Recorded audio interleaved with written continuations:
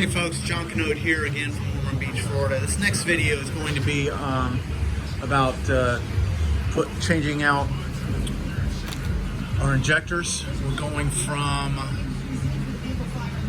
21 to 40.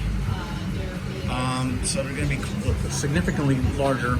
And I just wanted to share a little bit about this manifold. This is a standard truck manifold off of a 4.8 LS engine. And what I've done with this thing is, and I've got videos of this process where I cut off the top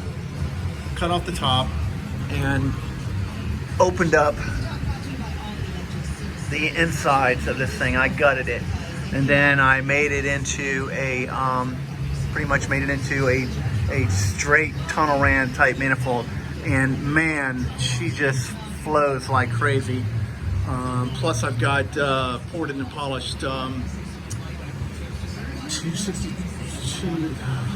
Anyway, I got poured and polished LS heads on it with 2-inch valves and with modified compression chambered heads. So it flows and screams. It's an awesome setup. So anyway, we're going to put these new injectors on it.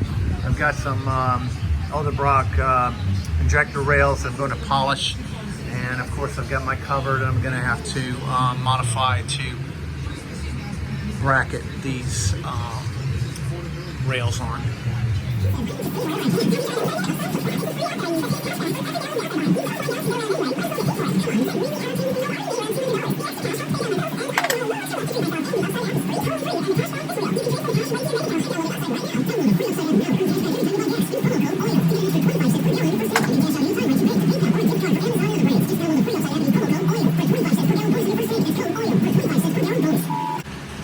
Alright folks, so we have installed the new rails, polished them, and engineered it's raining outside, re-engineered how they are going to be secured to the manifold. This looks really good.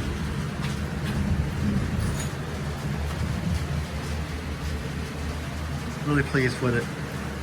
So now we just got to work out the plumbing for the fuel lines.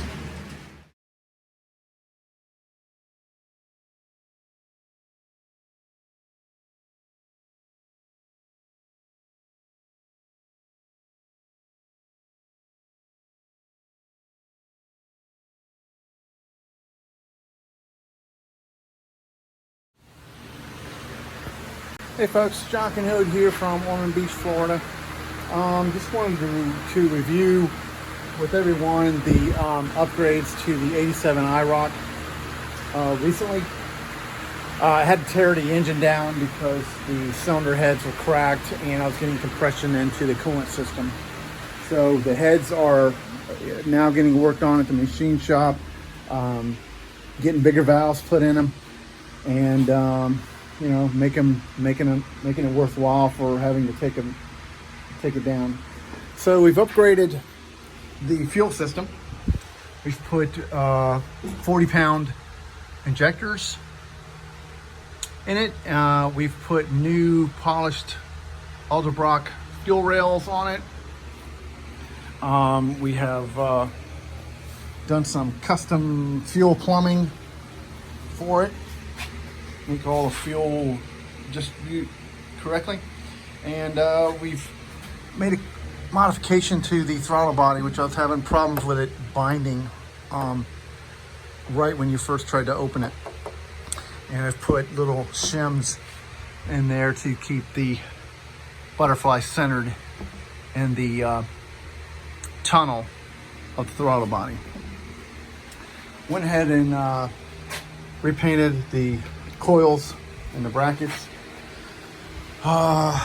repainted the valley pan, repolished the valve covers. We went ahead and re-inspected the lifters, and they are soaking in oil right now. We've upgraded the cooling fan system, made it look prettier, and the fans were slightly scraping the side of the housing, so we fixed that and we re-welded the top plate because it was cracking and it looked like hell, and then I polished it. The other thing that I've done is we had a very bad vibration from the dry line being screwed up, and it was just pieced together, you know, pieced together just so I could get it to work, and definitely was something that had to be fixed. So we put on a Ford flange from a Mercury Grand Marquis. So that's real heavy duty. And then we, hold on a second, folks.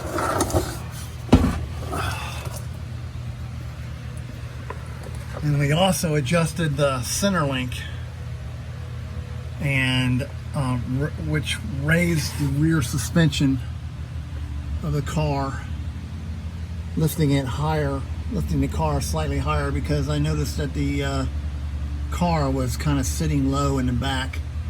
So we adjusted, remounted the center link, which is what you're seeing right there.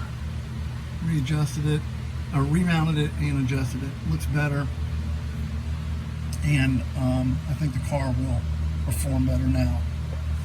So that's what I've done to this thing so far. Today we're going to